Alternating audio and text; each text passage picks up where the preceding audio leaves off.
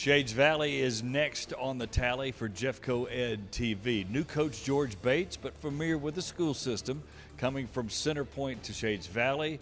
He's used to winning, and he knows how to build a winner. 12 out of his 14 years as a head coach, he's been in the playoffs. So what does George see as we head into the 2025 season?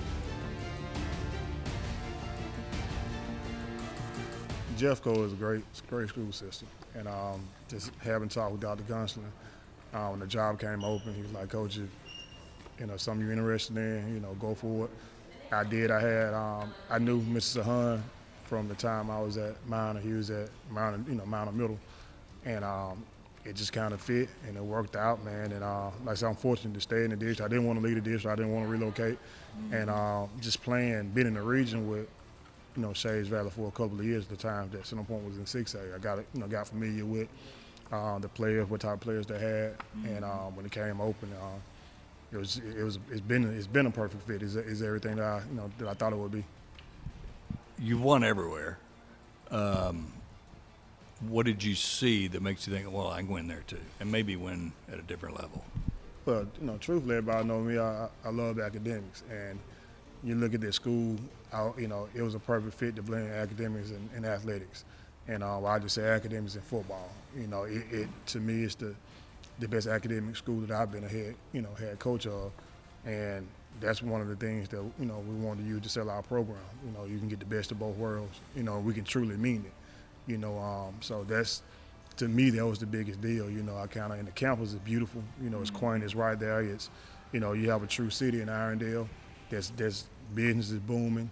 It's a deal and out till we see. Once we turn it around, it's unlimited resources. So you take that into account, the academic and the resources, and admin that supports you.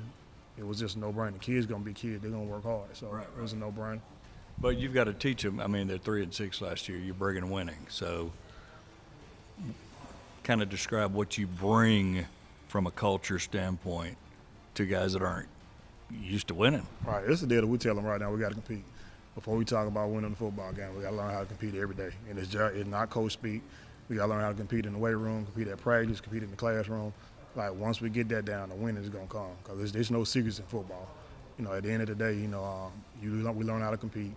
The wins start coming. And once you start winning the game, it becomes contagious. And you get that feeling to where you don't want to go back the opposite way. But, rebuilding the program, it's no shortcut. We just had a staff retreat. I went through everything with them. We've never taken over, a program that the previous year they had been successful. So we've kind of feel like we got a blueprint for it, but it's no shortcuts. Every program needs something different. So like senior year, this is my last ride. This is all I got that's left. I'm over here. I want to leave everything on the field, show everybody what I got. For me, as a leader, I would say that I do help some of our younger guys because we have, as you know, for Shades Valley, we have a lot of younger guys coming in, and they're going to need guidance. And us as seniors, and me as a senior also, we all have to stick together and play our leadership roles. We're working on mental. We're working on how to think, how to go about things, how to keep processing, keep playing, because we have one of the teams where we're not big. So most of us play both sides. So we have to be mentally prepared to go run a route, catch the ball, get hit, then go on defense, go cover somebody, or be a linebacker, go hit somebody. Or D-line is just, you got to be mentally prepared just to play. And I think that's one thing that Coach Bates has installed in us from day one we got here. Finally, talk about on-field. What do you see that you have that you like, and then some areas of concern that you got to address? We got pretty good skill. Very, very young in the skill department. We'll be starting a freshman quarterback. But he's very, very talented. And I know the reason we're in, everybody say, well, but he's very, very talented. So all skill guys are young, man. There's not many seniors in that department. Bigs, have a few. Like our starting D-line will be all seniors. Up front, we have 3 of the 5 guys will be seniors up front.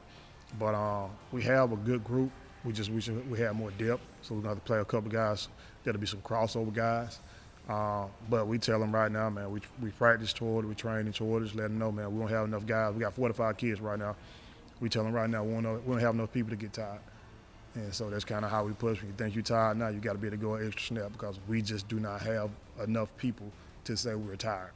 So we're trying to manage how many reps they get at practice. We're managing, every single thing other than the weight room because we want to get the max out of them as long as we can get it out of them.